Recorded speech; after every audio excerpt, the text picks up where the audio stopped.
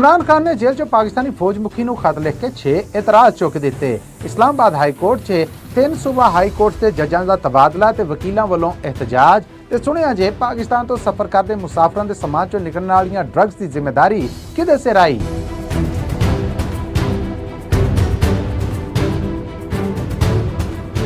ਇਹ Punjabi radio USA ਹੈ। ਅੱਜ ਦੀ ਅਪਡੇਟ ਪਾਕਿਸਤਾਨ 'ਚ ਮੈਂ ਹਾਂ ਮਸੂਦ ਮੱਲੀ। ਮੇਰੇ ਵੱਲੋਂ ਸਭ ਸਰੋਤਿਆਂ ਨੂੰ ਔਰ ਦਰਸ਼ਕਾਂ ਨੂੰ ਦੋਵੇਂ ਹੱਥ ਜੋੜ ਕੇ ਸਲਾਮ ਆਦਾਬ ਔਰ ਸਤਿ ਸ੍ਰੀ ਅਕਾਲ ਔਰ ਜੀ ਆਇਆਂ ਨੂੰ ਕਹਿੰਦੇ ਆ ਆਪ ਸਭ ਨੂੰ ਪੰਜਾਬੀ ਰੇਡੀਓ USA ਦੇ ਨੈਸ਼ਨਲ ਨੈਟਵਰਕ, ਇੰਟਰਨੈਸ਼ਨਲ ਨੈਟਵਰਕ ਔਰ ਰੇਡੀਓ ਨੈਟਵਰਕਸ ਦੇ ਨਾਲ ਆਪਣੇ ਸਭ ਡਿਜੀਟਲ ਪਲੇਟਫਾਰਮਸ ਤੇ। ਪਾਕਿਸਤਾਨ ਦੇ ਵਿੱਚ ਅੱਜ 4 ਫਰਵਰੀ 2025 ਹੈ, ਜਦਕਿ ਅਮਰੀਕਾ ਤੋਂ 3 ਫਰਵਰੀ 2025 ਦੇ ਅਪਡੇਟ ਪਾਕਿਸਤਾਨ ਦੇ ਨਾਲ ਮੈਂ ਆਪ ਸਭ ਦੇ ਰੂਬਰੂ ਹਾਜ਼ਰ ਹਾਂ ਔਰ ਆਪ ਸਭ ਨੂੰ ਜੀ ਆਇਆਂ ਨੂੰ ਕਹਿੰਦੇ ਆ। ਪਾਕਿਸਤਾਨ ਦੇ ਨਾਲ ਜੁੜੀਆਂ ਖਬਰਾਂ ਦੇ ਵਿੱਚੋਂ ਇੱਕ ਵੱਡੀ ਖਬਰ ਤੋਂ ਸ਼ੁਰੂਆਤ ਕਰਾਂਗੇ।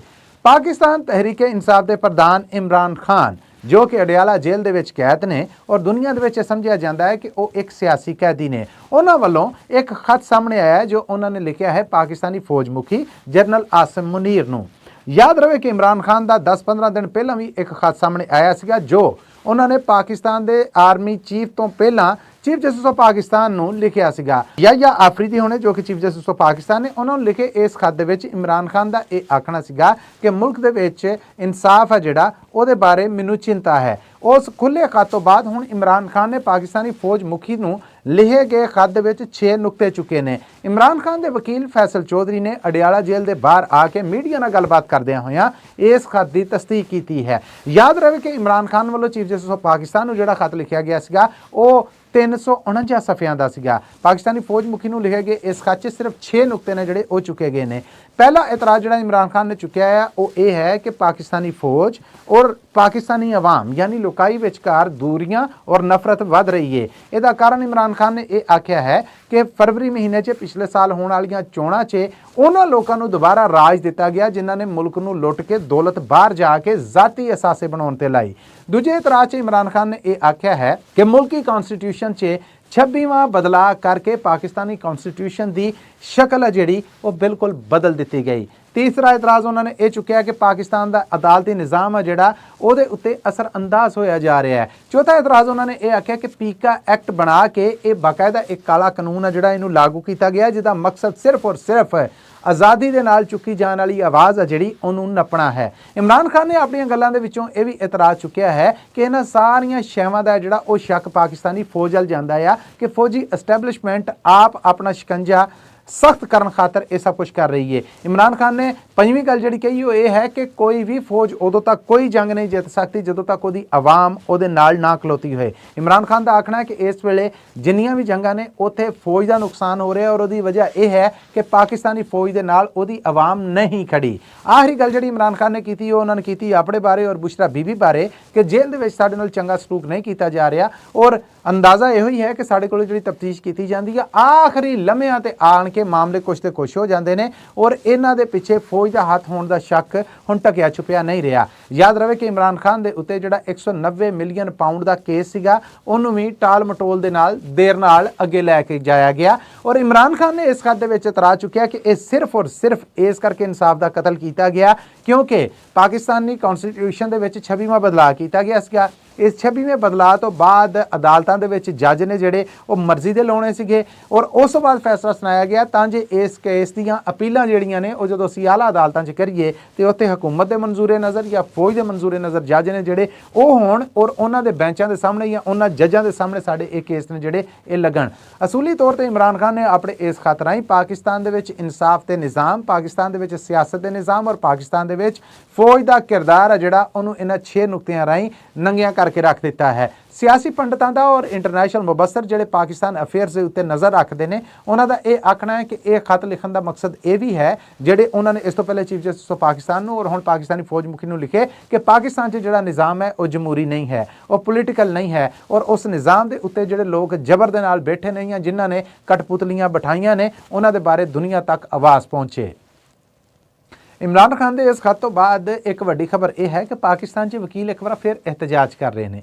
इस एहतजाज की वजह साड़ी वो खबर है जी असी पिछले हफ्ते तुहानूं दित्ती सी कि इस्लामाबाद हाई कोर्ट के 5 सीनियर जजां ने और 3 मोस्ट सीनियर जजां ने एक खत लिखिया सीगा। यह खत चीफ जस्टिस ऑफ पाकिस्तान या आफरीदी समेत Pakistani president Asif Ali Zardari, Pakistani prime minister Shahbaz Sharif सारियां सूबा हाई कोर्ट्स ने ਜਿਹੜੀਆਂ ਉਹਨਾਂ ਦੇ ਜੱਜਾਂ ਨੂੰ ਲਿਖਿਆ ਗਿਆ ਸੀਗਾ ਜਿਹਦੇ 'ਚ ਇਹ ਆਖਿਆ ਗਿਆ ਸੀਗਾ ਕਿ ਇਸਲਾਮਾਬਾਦ ਹਾਈ ਕੋਰਟ 'ਚ ਹਕੂਮਤ ਵੱਲੋਂ ਫੈਡਰਲ ਸਰਕਾਰ ਵੱਲੋਂ ਕੁਝ ਜੱਜਾਂ ਦਾ ਤਬਾਦਲਾ ਕੀਤਾ ਜਾ ਰਿਹਾ ਹੈ।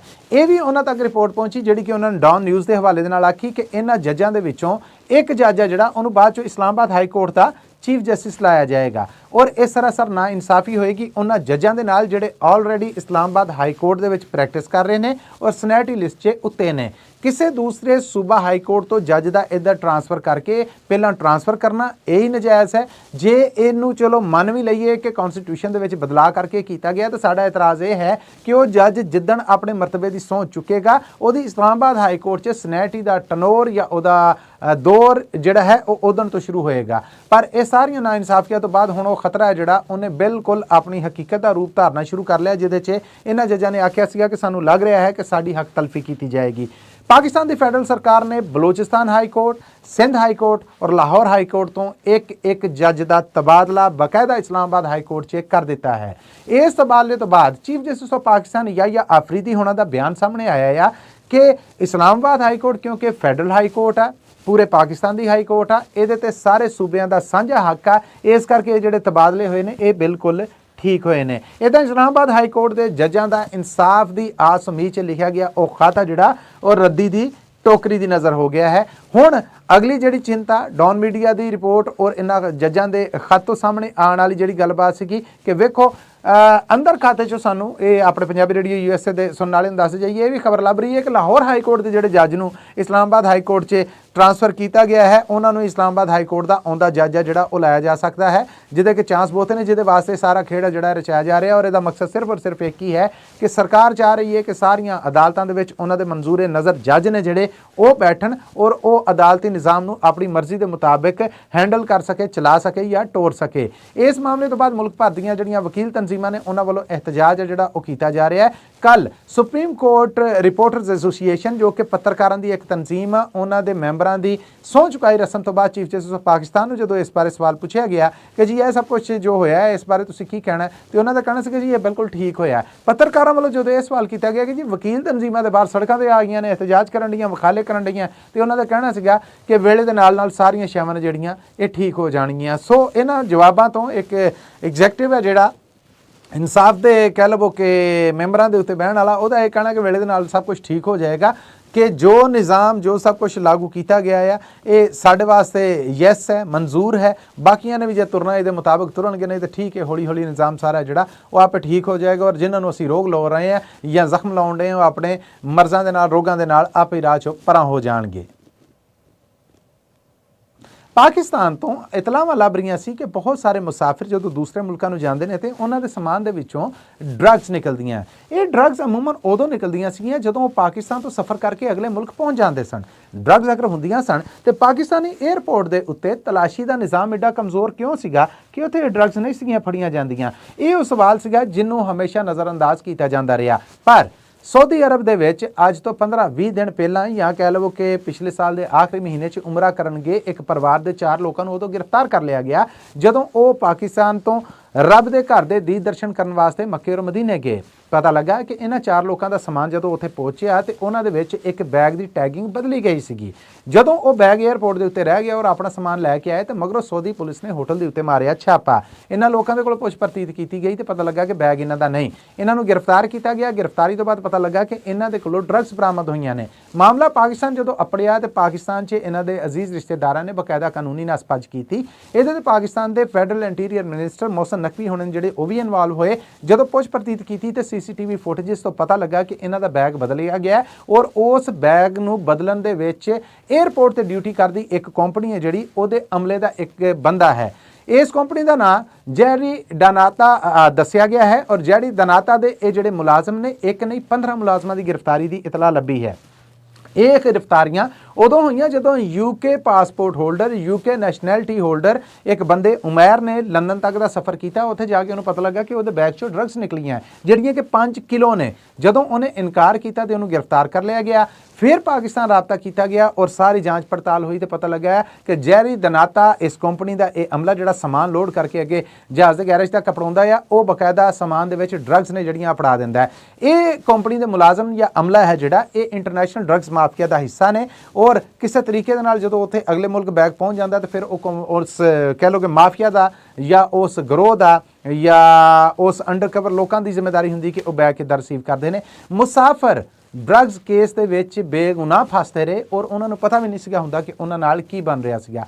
ਇਹ ਜਿਹੜੇ ਵਾਕਿਆਤ ਨੇ ਲਗਾਤਾਰ ਪਾਕਿਸਤਾਨ ਤੋਂ ਸਾਹਮਣੇ ਆ ਰਹੇ ਸੀਗੇ, ਪਰ ਵੇਖਣਾ ਇਹ ਹੈ ਕਿ ਹੁਣ ਪਾਕਿਸਤਾਨ ਇਹਦੇ ਤੇ ਕੀ ਇੱਕ ਪੈਰ ਚੁੱਕਦਾ ਜਿਹੜਾ ਸਖਤ ਹੋਏਗਾ ਔਰ ਅੱਗੇ ਤੋਂ ਇਹ ਕੰਮ ਰੁਕ ਜਾਏਗਾ। ਸਵਾਲ ਤਾਂ ਇਹ ਵੀ ਹੈ ਕਿ ਕੀ ਕੰਮ ਰੁਕੇਗਾ ਜਾਂ ਨਹੀਂ ਰੁਕੇਗਾ। ਬਰਤਾਨਵੀ ਮੀਡੀਆ ਨੇ ਵੀ ਰਿਪੋਰਟ ਕੀਤਾ ਜਿਨੇ ਕੰਪਨੀ ਦਾ ਨਾਮ ਨਹੀਂ ਲਿਆ। Pakistani news group express news ਨੇ ਇਹ ਰਿਪੋਰਟ ਕੀਤਾ ਹੈ ਕਿ ਜੈਰੀ ਡੋਨਾਤਾ ਜਿਹੜੀ ਇਹ ਕੰਪਨੀ ਦਾ ਇਹ ਅਮਲਾ ਜਿਹੜਾ ਇਹ ਸਭ ਕੰਮ ਕਰਦਾ ਸੀਗਾ ਔਰ ਇਹਦੇ 15 ਲੋਕਾਂ ਨੂੰ ਗ੍ਰਿਫਤਾਰ ਕੀਤਾ ਗਿਆ। ਇਨਕੁਆਇਰੀ ਹੈ ਜਿਹੜੀ ਉਹ ਚੱਲ ਰਹੀ ਹੈ, ਪੁੱਛ ਪਰਤੀਤ ਹੈ ਜਿਹੜੀ ਉਹ ਹੋ ਰਹੀ ਹੈ। ਇਹ ਨਹੀਂ ਪਤਾ ਲੱਗਾ ਕਿ ਫੈਡਰਲ ਇਨਵੈਸਟੀਗੇਸ਼ਨ ਅਥਾਰਟੀ ਨੇ, 에ਅਰਪੋਰਟ ਸਿਕਿਉਰਿਟੀ ਫੋਰਸਿਸ ਨੇ ਜਾਂ ਕਿਸੇ सूबे की पुलिस ने या FIA ने किन्ने इन्हों गिरफ्तार किया और किस लैवल की पुछ प्रतीत हो रही। अपडेट्स जो आउणगियां जरूर दसांगे, पर सवाल यह है कि बहुत सारे बेगुनाह मुसाफिर जिहड़े समान चों ड्रग्स निकलन के केसां दे विच फस गए। कईयां दे सऊदी अरब दे विच सिर ने जिहड़े वो तन तो परां ला दिते गए क्योंकि सऊदी अरब दे विच ड्रग्स फड़े जाण दे उत्ते सजाए मौत है।